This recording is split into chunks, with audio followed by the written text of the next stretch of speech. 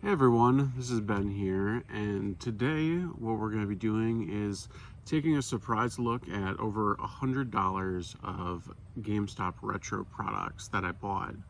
Now, my impressions of GameStop retro aren't the best because especially with their early days and the completely unnecessary podcast coverage, I thought that the service was terrible. I have heard that it's since improved somewhat. Especially watching some coverage from Retro Rebound and reading about it on Reddit, it seems like people get complete games maybe 20% of the time. So I went in there to see if there were any games that were a good deal that I could try my luck with, and we bought 7. So they're all going to be disc-based games. And at the end of the video, I'm going to tell you how I did value-wise, and you're just going to get my honest reactions to these, just to see what they're like.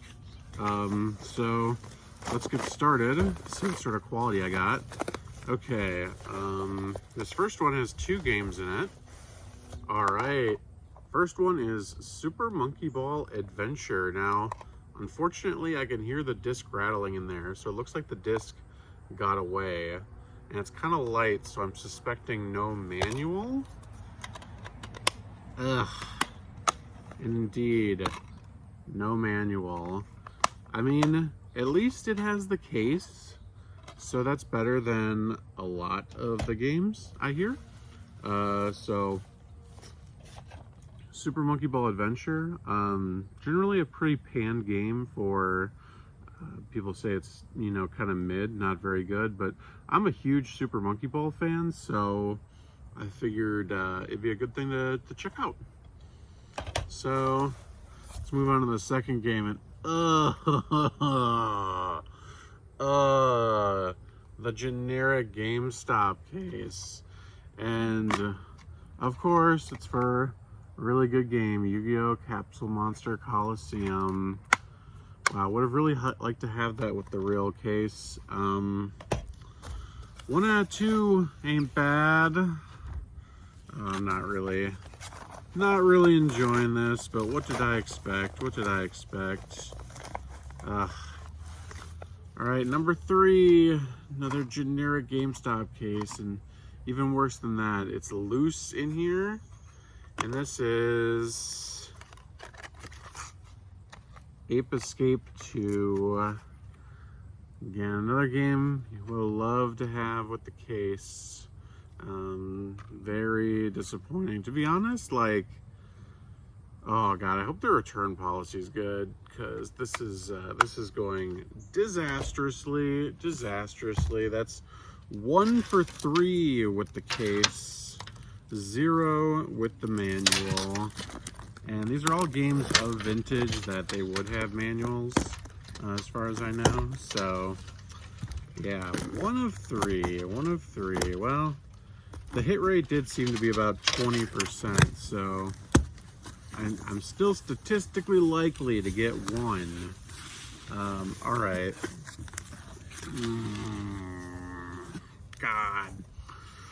Of course, another loose disc. In a generic case, Bushido Blade, and it has some kid's name on it. Jason Artardes. Well, I guess your secret's out. You own Bushido Blade, Jason Artardes. That's now 1 of 4 with the case, none with the manual. Here's number 5. Another generic case. This one's Automodalista for the PlayStation 2. At least it wasn't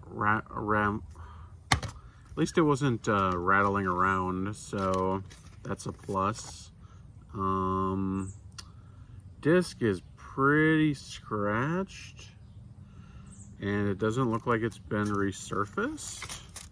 On the plus side, no man juice. That was something that Retro Rebound complained about a lot, but actually let me go back and check some of the actual like disc condition on some of these, see if they've even been resurfaced. Ooh, man, I'm sure you guys can't see it, but Bushido blade is scratched to hell. Absolutely scratched to hell. And let's look at Ape Escape 2. Oh, scratched to hell. And Yu-Gi-Oh! Capsule Monster Coliseum. Scratched, but not the worst. And Super Monkey Ball Adventure. Scratched, medium bad. Ugh. Man, what was I expecting? What was I expecting? What was I expecting? At least this next one I can tell it has the case already. Let's see what it is. Disney Golf. Okay. Not the one that you'd necessarily be like, yay, I have the case, but at least it has it. And guess what? No manual. No manual. What do these people do with their manuals? They're just like take them out. They just like eat them. Like what the hell is going on with it? What do these people do with their manuals? And the disc, it's a blue disc PS2 game, which means it's a CD, and it's not in bad condition. Does not look resurfaced, but looks like a game that was not played much. So even though the reviews are great, I'm worried that this might not be as good as I thought it was. So that's 2 with the case so far, no manuals. And I believe this is the last game. Of course. Monster Rancher 2. Generic case. And a little slip.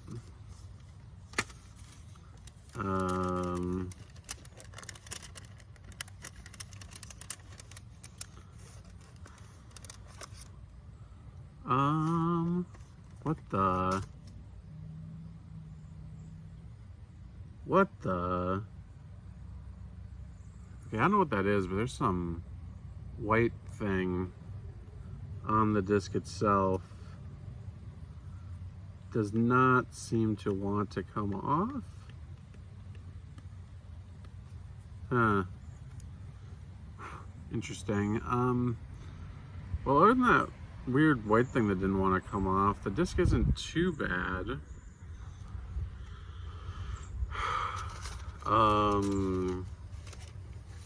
Yeah.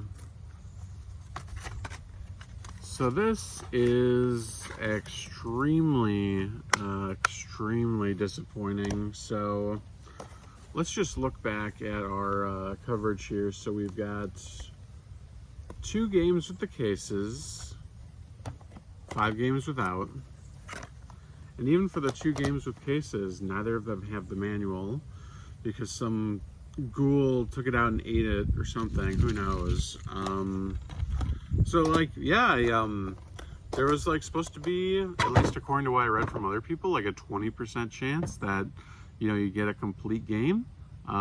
So I was statistically guaranteed to get a complete game, but I got 0. So that's extremely disappointing. Now, I will put the numbers up on screen, but I did calculate it out. So the games that I bought were around $110, $115-ish dollars. And the price charting value of these all loose is around 140. So despite